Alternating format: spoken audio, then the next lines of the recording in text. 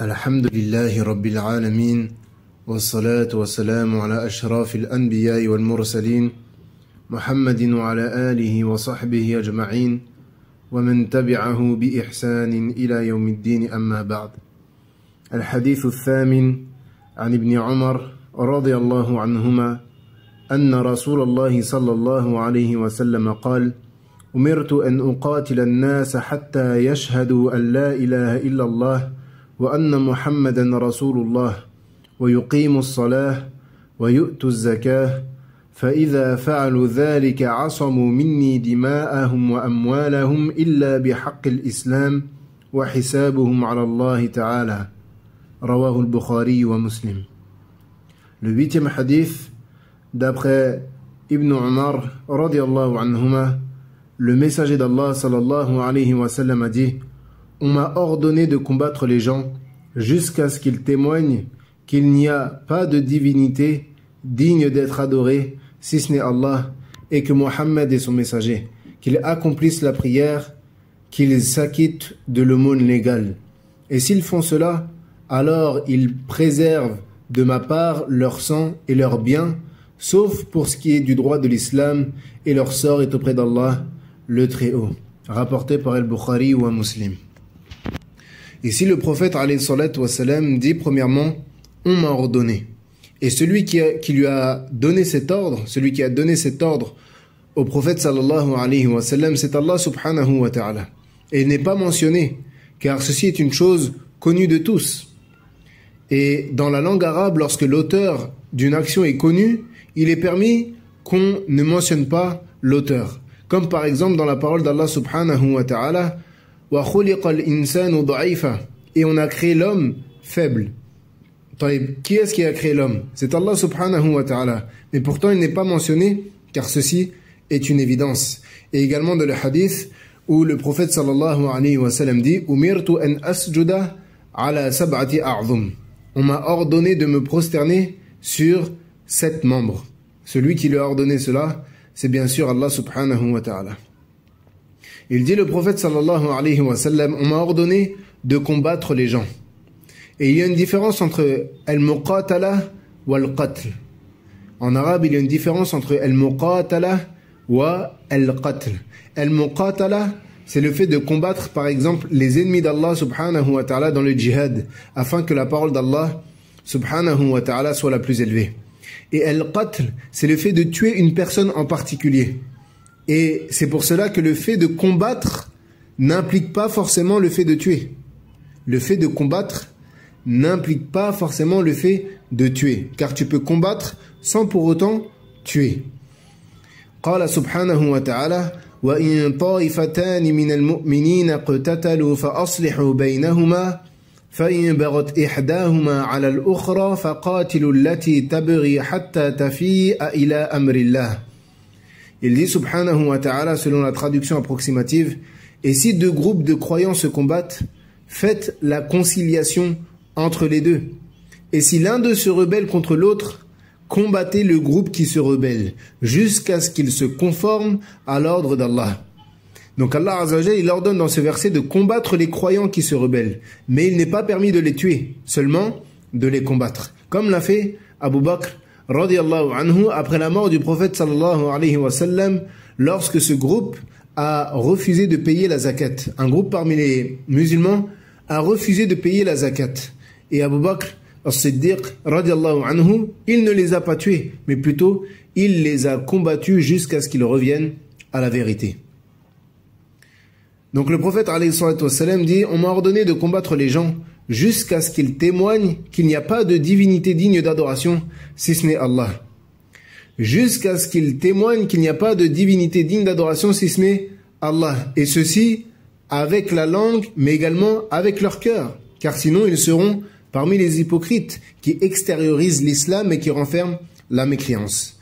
Mais à partir du moment où une personne atteste avec sa langue qu'il n'y a pas de divinité digne d'adoration si ce n'est Allah et que Mohammed est son messager, son sang et ses biens deviennent illicites, quand bien même il ne serait pas sincère envers Allah subhanahu wa ta'ala, car lui seul connaît le contenu des poitrines. Et comme on l'a dit à plusieurs reprises, le sens de la ilaha illallah est que nul n'est en droit à l'adoration en dehors d'Allah subhanahu wa ta'ala. Cette phrase contient une négation ainsi qu'une affirmation. Le fait de nier que personne ne mérite l'adoration et le fait d'affirmer si ce n'est Allah, en dehors d'Allah. Et que Mohammed est son messager.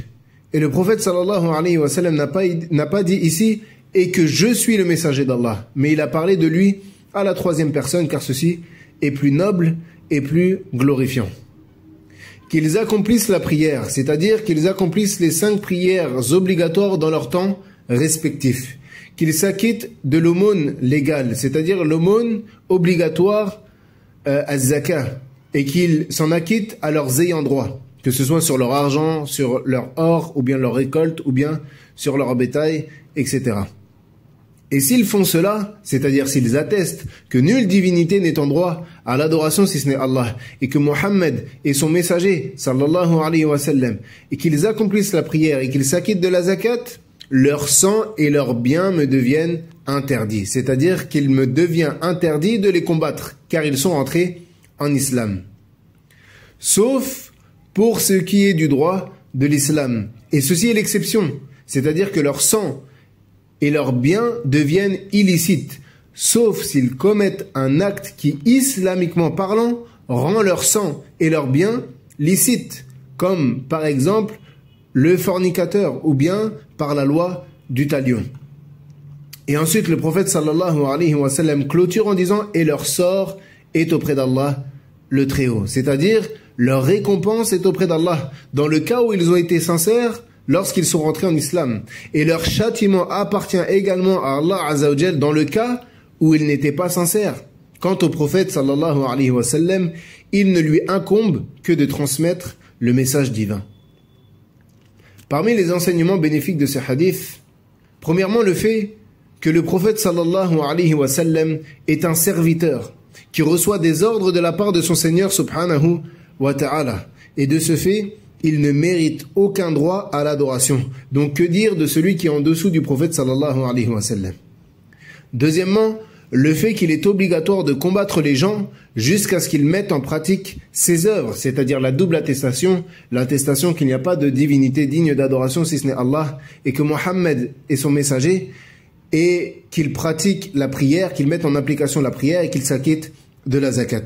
Car le prophète sallallahu alayhi wa sallam a dit qu'il a lui-même été ordonné sous la forme d'un ordre. Et comme on l'a dit, combattre ne veut pas dire les tuer. Combattre ne veut pas dire les tuer. Troisièmement, le fait que le djihad soit légiféré en islam. Quatrièmement, le fait qu'il est obligatoire d'attester qu'Allah est la seule divinité digne d'adoration avec le cœur mais également avec la langue. Et dans le cas où la personne atteste avec la langue mais pas avec le cœur, nous n'avons aucune science dans cette chose.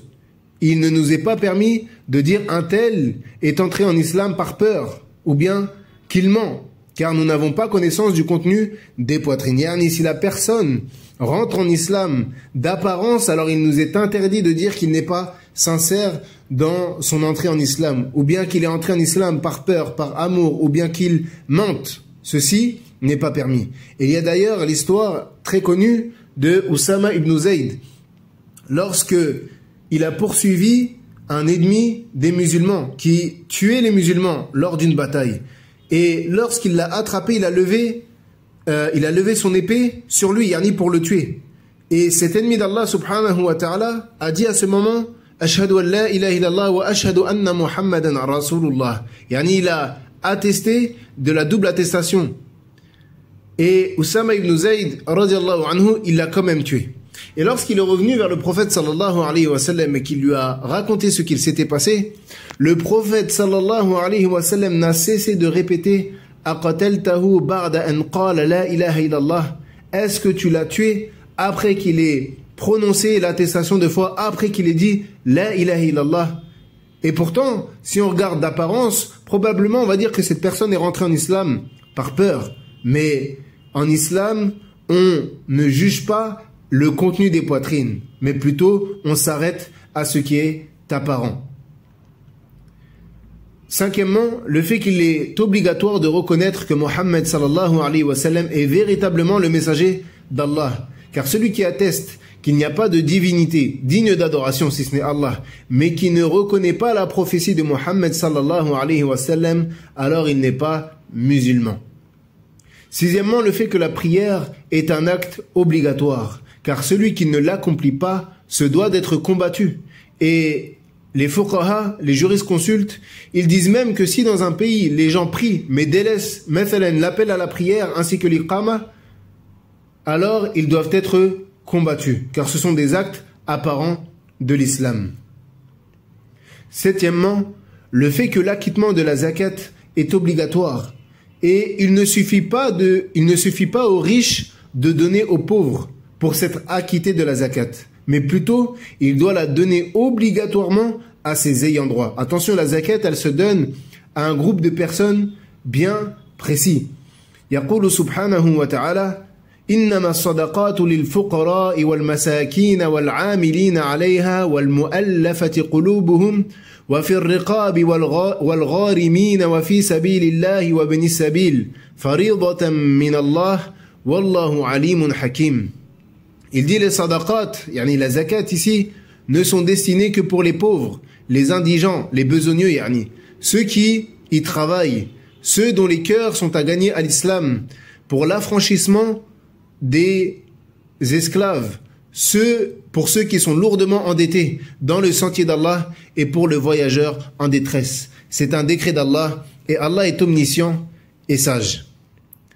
Huitièmement, le fait que la mécréance rend licite le sang et les biens. Et on tire cela de la parole du prophète sallallahu alayhi wa sallam: فَإِذَا فَعَلُوا ذَلِكَ عَصَمُوا مِنِّي دِمَاءَهُمْ وَأَمْوَالَهُمْ. Et s'ils font cela, ils préservent de ma part leur sang et leurs biens. Ce qui veut dire que dans le cas où ils ne mettent pas en pratique les 4 choses que le prophète sallallahu alayhi wa sallam a citées, leur sang et leurs biens ne sont pas préservés. Mais attention, cela ne veut pas dire que le sang et les biens de tous les mécréants sont licites. Et on détaillera cette question prochainement dans un autre hadith. Huitièmement, ou bien neuvièmement, le fait que le sang du musulman ainsi que ses biens peuvent devenir licites dans certains cas. Car le prophète sallallahu alayhi wa sallam a dit: فَإِذَا فَعَلُوا ذَلِكَ عَصَمُوا مِنِّي دِمَاءَهُمْ وَأَمْوَالَهُمْ إِلَّا بِحَقِّ الْإِسْلَامِ. Et s'ils font cela, alors ils préservent de ma part leur sang et leurs biens, sauf pour ce qui est du droit de l'islam. Dixièmement, le fait que notre sort est auprès de personne, si ce n'est Allah subhanahu wa ta'ala. Pas même le prophète sallallahu alayhi wa sallam. Il lui incombe seulement le fait de transmettre. Quant à nos comptes, tout ceci appartient à Allah subhanahu wa ta'ala.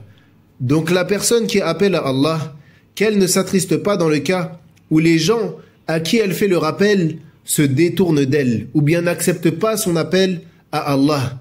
Car nous, il nous incombe simplement de faire le rappel.